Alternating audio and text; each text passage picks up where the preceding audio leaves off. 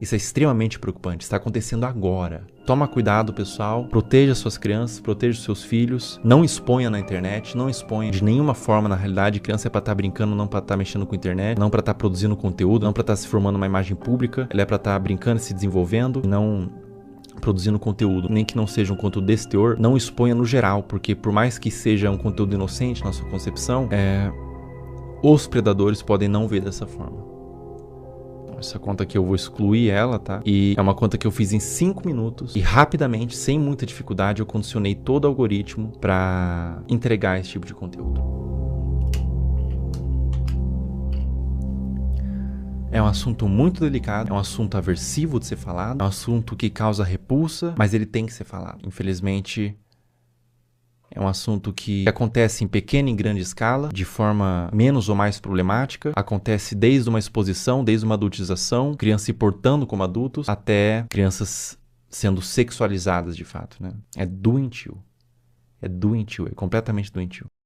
Então eu convidei uma psicóloga que é especializada em casos de criança e quero fazer umas perguntas para ela.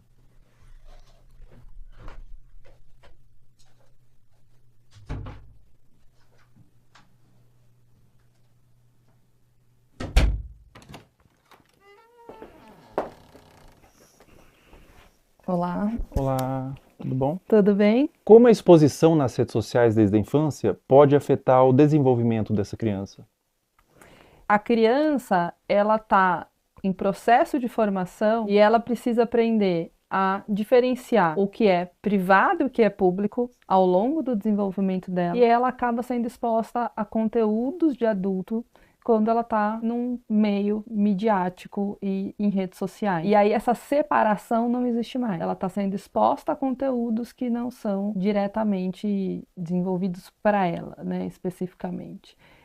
E a mídia, inclusive, muitas vezes, para seduzir a criança, ela usa de elementos infantis, como desenhos, como muitas vezes o som, para atrair essa atenção. Enquanto essa criança ela ainda não desenvolveu habilidades importantes para discernir se aquilo é adequado para ela ou não. E isso acaba influenciando a formação da identidade dessa criança enquanto sujeito, enquanto pessoa, e ela acaba se perdendo muitas vezes de uma essência, que a gente fala de uma formação de dentro para fora. Essa criança busca pela curiosidade se construir, e aí ela está sendo muito exposta e vindo muito de fora para dentro. Então, entender tudo isso nos ajuda um tanto a nos colocar. Historicamente, a gente evoluiu para entender de fato o lugar da criança, a gente continua lá negando a existência dessa criança e expondo a conteúdos de adulto que não são conteúdos voltados para uma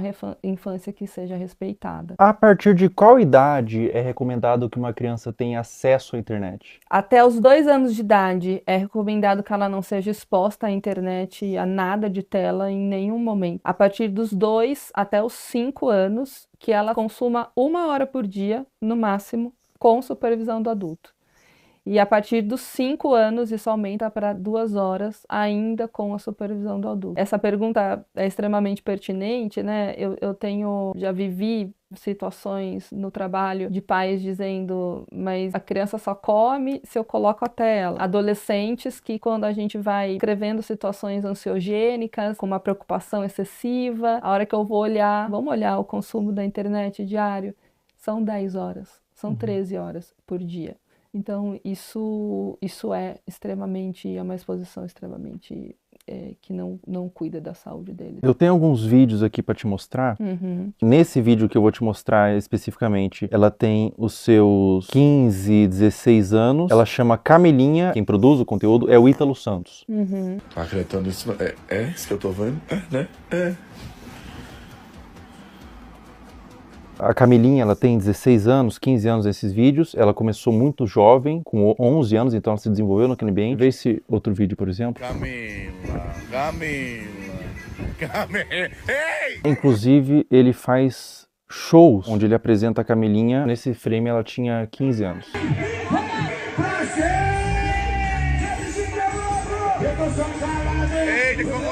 Esse último vídeo que eu vou te mostrar, a Camilinha tinha 13 anos.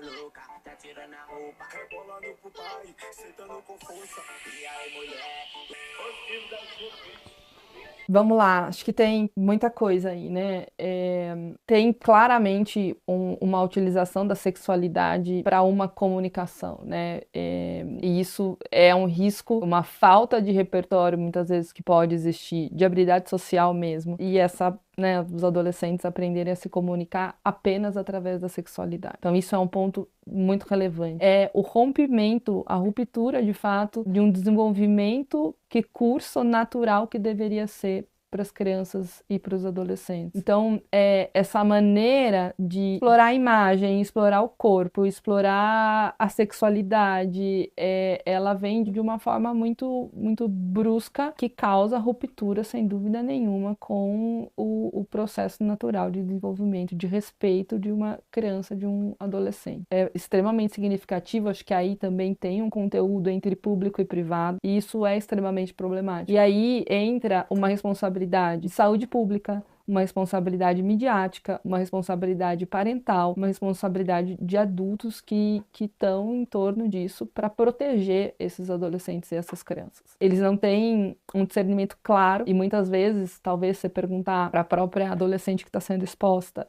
o que ela acha disso, e ela não está formada, ela fala, isso é legal, eu gosto, tá tudo certo isso para mim, né, para minha vida. E pode desenvolver até transtorno psiquiátrico na vida adulta. Isso é possível, né, e se comunicar através desse lugar da sexualidade. E aí você pode ter um lugar, você encontrar nessas relações apenas esse lugar sexualizado e com um valor muito, muito frágil.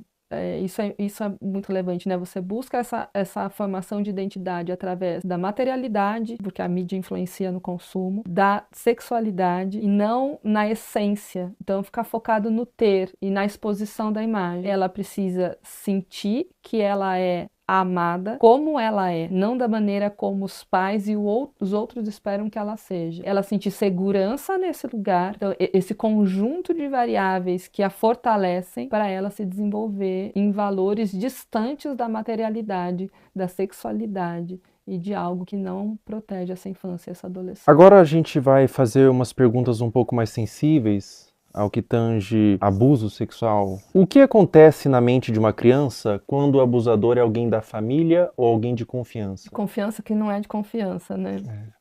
O que acontece, né? A criança, ela não tem claro, quando ela é abusada sexualmente, ela não tem claro que aquilo é um abuso. Existe um estranhamento da criança, porque aquilo não é algo habitual da vida dela, sobre o que está acontecendo. Mas, desde um estranho que possa ser o abusador, no caso, ou alguém da família, um estranho eu vou desconfiar mais facilmente. Alguém da família, alguém que eu confio, está, né, tendo um comportamento abusivo, é mais difícil que eu reconheça aquilo como abuso de uma maneira clara, porque esse abusador, se eu confio, é porque ele também, de alguma maneira, se estabeleceu ali como alguém que faz coisas positivas para mim, assim como outros adultos que eu tenha de confiança, como vínculo de apego e vínculo de conexão relevante, né? Então, o que acontece é que ela fica na dúvida e o seu lugar de insegurança, porque você passou por uma situação na sua vida em que era seguro, passou a ser inseguro, né? E você não teve esse reconhecimento, demorou às vezes anos para compreender aquilo, te torna um adulto inseguro no futuro. Então, a criança, ela vai ficar muito confusa, especialmente quando existe, né, dependendo da frequência com que esse abusador abusa, e às vezes ele também faz coisas positivas para essa criança. Alguém da família, por exemplo, pode abusar, mas pode fazer um prato de comida gostoso, mas pode levar para tomar um sorvete, mas pode ler uma história antes de dormir, pode fazer outras coisas que são prazerosas e relevantes para o desenvolvimento da criança. Não só emitir ali, né, ser uma pessoa que se comporta de uma maneira abusiva o tempo inteiro com essa criança. E isso traz uma dúvida para reconhecer. E quando a gente tem dificuldade de reconhecer algo, a gente tem dificuldade de nomear. E quando a gente não nomeia, a gente fica perdido sobre o que aquilo é de fato, né? Então, é muito confuso para a criança porque ela deixa de estabelecer uma relação de apego extremamente saudável.